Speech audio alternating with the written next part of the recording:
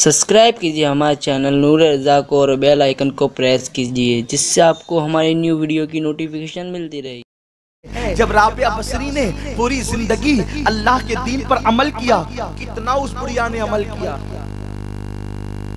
اتنی لمبی عمر ہو گئی، اتنی عمر ہو گئی اس بڑی بی کی کہ کمر جھک گئی، لیکن عبادت نہ چھوڑا، بلکہ کہتی تھی آج کی رات قیام کی رات ہے، پوری رات قیام کرتی تھی، آج کی رات رکوع کی رات ہے، پوری رات رکوع کرتی تھی، آج کی رات سجدے کی رات ہے، پوری رات سجدہ کرتی تھی۔ گویا کہ وہ اپنے دور میں تصویر فاطمہ تھی عمل کے اعتبار سے، دن کو روزے رکھتی تھی، رات کو عبادت کرتی تھی۔ جب رابعہ کا انتقال ہوا، یہ وہی رابعہ تو ہے جو حج کو گئی تو کعبہ استقبال کے لیے آئی، یہ وہی رابعہ ہے نا۔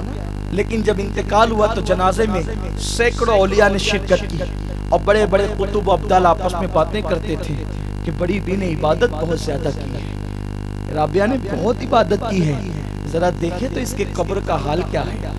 یہ جو امام نے فرمایا نا نکیرین کرتے ہیں تعظیم میری، یوں ہی نہیں فرمایا، میرے امام کے ایک ایک شعر میں تاریخی واقعات کے مرقعات ہوتے ہیں، قرآنی آیات کے جلوے ہوتے ہیں، احادیث کی رانائیاں ہوتی ہے۔ تب میرے امام شعر کہتے ہیں اللہ اکبر، یہ شاعری غالب اور میر کی طرح نہیں بلکہ یہ شاعری تو حسان کی شاعری کا رنگ لیے ہوئے ہیں۔ میرے آقا صلی اللہ علیہ وسلم کی کنیزوں، اللہ اکبر، لوگ گفتگو کر رہے تھے، ذرا جنازے میں شریک ہیں، مراقبہ تو کریں گے کہ رابعہ کا حال قبر میں کیا ہوتا ہے۔ اس لیے کہ رابعہ نے، کسی نے پوچھا رابعہ رات دن عبادت کرتی ہے، کیا تجھے اللہ پہ بھروسہ نہیں، اللہ تجھے بخشے گا؟ کہا کہ یقین تو ہے، اگر وہ بخشنے پر آئے، ارے جب وہ کتے کو جنت دے سکتا ہے تو میں تو انسان ہی ہوں، حضور کی کنیز ہی تو ہوں، حضور کی کنیز ہی تو ہوں۔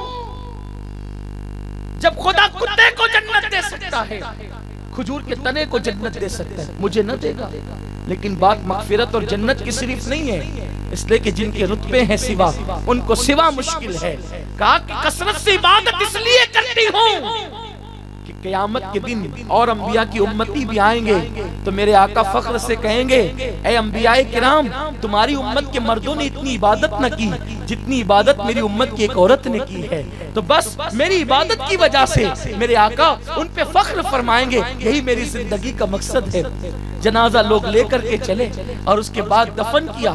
تدفین کے بعد اللہ اکبر، بڑے بڑے اولیاء تھے، مراقب ہوئے، اور جب مراقبہ کیا تو عجیب سا منظر تھا، قبر میں نکیرین آئے۔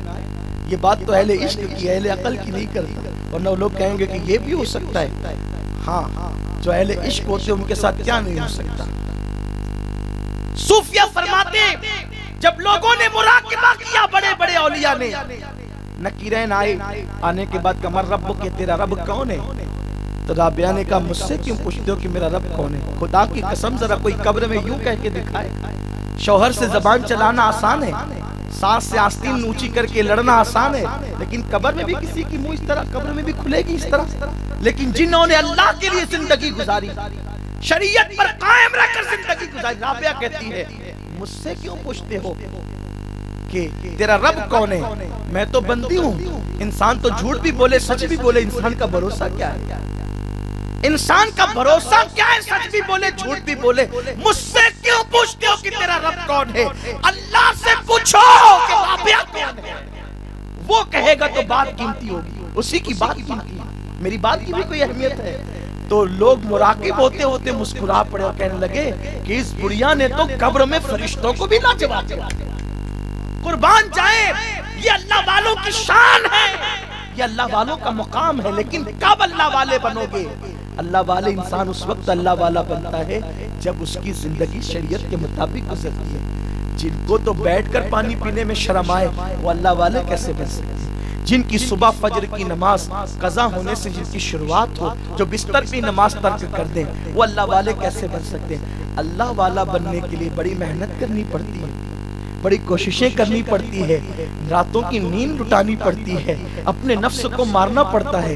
جن کے ہونٹ سور کی چربی سے بنی ہوئی لپسٹک سے لال ہو جائیں، کیا وہ بھی کبھی اللہ والے بنیں گے؟ جن کے بغل تک کے غیر مسلموں کے ہاتھ سے مہندی لگائی جائے، کیا وہ بھی عورتیں کبھی اللہ والی بنے گی؟ جو اپنے بالوں کو ہیروئن کے انداز میں کٹائے، کیا کبھی وہ بھی اللہ والی بنے گی؟ اللہ اکبر! جو اجنبی مردوں سے فون پر لمبی لمبی گفتگو ہنس ہنس کے کھلکھلا کر کرے، کیا کبھی وہ عورتیں بھی اللہ والی بنے گی؟ نہیں نہیں، اللہ والا بننے کے لیے کتنی کوششیں درکار ہے، کتنی قربانیاں درکار ہے۔ سنو سنو، جب شوہر کو خوش کرنے کے لیے اتنی محنتیں درکار ہے، تو جو پوری کائنات کا پروردگار پالنہار حقیقی ہے، اس کی خوشی کے لیے کتنی کوششیں، کتنے پاپڑ بیلنے پڑیں گے انسان کو، کتنی محنت کرنی پڑے گی انسان کو۔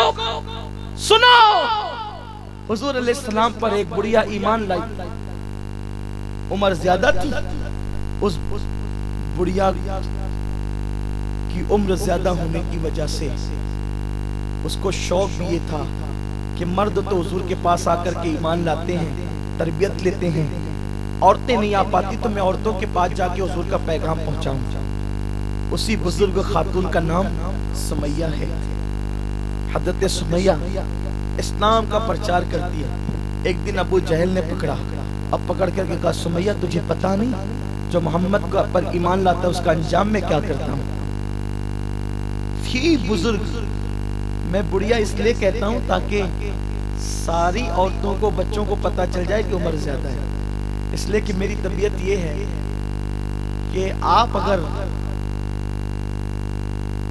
آپ کو پانی کہہ کر کے سمجھیں گے تو میں پانی کو ممم کہنا چاہتا ہوں تاکہ آپ کو بالکل سمجھ میں آ جائے اور آپ کے بچے بھی سمجھ جائیں، کیونکہ پھر وہ گفتگو ہی کیا جو آپ ہی تو سمجھ، کیونکہ گفتگو تو آپ کے لیے نا، ان علماء کے لیے تو ہے نہیں، ان کے لیے ہو تو پھر اس معیار کی گفتگو، لیکن یہ تو خود پڑھے لکھے لوگ ہیں، ان کو سب آتا ہے۔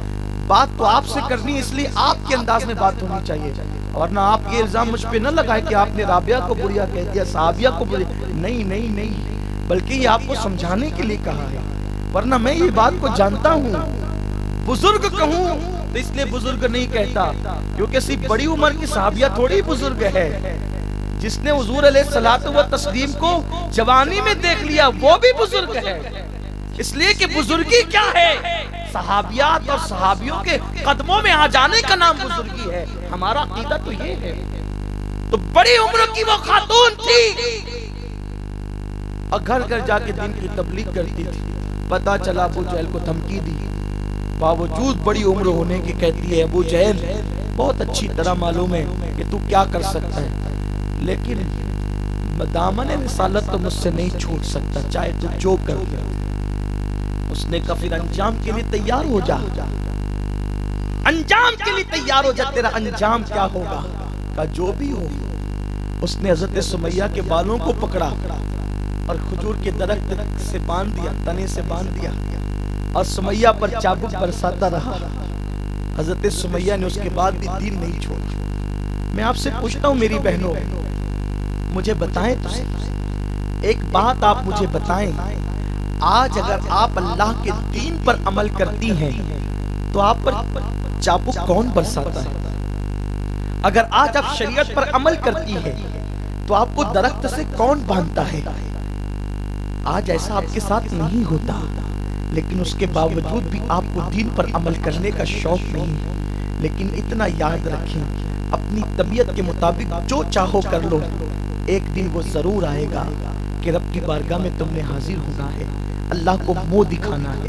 جناب سمیہ کو اس نے مارا اور مارنے کے بعد پھر اس نے جو ہے وہ 2 اونٹ منگوائے اور 2 اونٹ منگا کر کے اونٹ کے ایک پیر سے حضرت سمیہ کا ایک پیر بندھوایا اور دوسرے اونٹ کے ایک پیر سے حضرت سمیہ کا دوسرا پیر بندھوایا، اور دونوں اونٹوں کو اس نے مخالف سمت میں دوڑا دیا۔ میری بہنوں اندازہ کرو، جب 2 اونٹ مخالف سمت میں دوڑے ہوں گے تو حضرت سمیہ کا حال کیا ہوا ہوگا، اور اسی حالت میں اس نے ایک نیزہ بھی مارا۔ آپ غور کریں، اس حالت میں جناب سمیہ شہید ہو گئی، لیکن آپ نے دامن رسالت مآب صلی اللہ علیہ وسلم نہیں چھوڑا۔ آپ غور کریں، ان حالات میں بھی ہمارے بزرگ خواتین نے، صحابیات نے دامن اسلام کو نہیں چھوڑا، لیکن آج چھوٹی چھوٹی چیزوں کو لے کر خواتین خلاف شرع کاموں میں مبتلا ہو رہی ہیں۔ میری گزارش ہے میری بہنوں، ان خواتین کی عظمت والی زندگی کو پڑھو اور پڑھ کر کے اس پہ عمل کرو، تاکہ تم بھی لوگوں کے لیے مثال بن جاؤ۔ اگر تم لوگوں کے لیے مثال نہیں بنو گی تو تم لوگوں کے لیے عبرت بن جاؤ گی۔ یاد رکھنا، انسان دو ہی چیز بنتا ہے آنے والوں کے لیے، یا تو مثال بن جاتا ہے یا تو عبرت بن جاتا ہے۔ فرعون عبرت بن گیا، موسیٰ علیہ السلام ہمارے لیے مثال ہے۔ نمرود عبرت بن گیا، حضرت ابراہیم علیہ السلام ہمارے لیے مثال ہے۔ ابو جہل و ابو لہب عبرت بن گئے، حضور علیہ السلام کی زندگی ہمارے لیے مثال ہے۔ ام جمیل ابو لہب کی بیوی عبرت بن گئی، سمیہ کی زندگی ہمارے لیے مثال ہے۔ یاد رکھنا، اگر مثال بننے کی کوشش نہ کرو گی تو عبرت بن جاؤ گی۔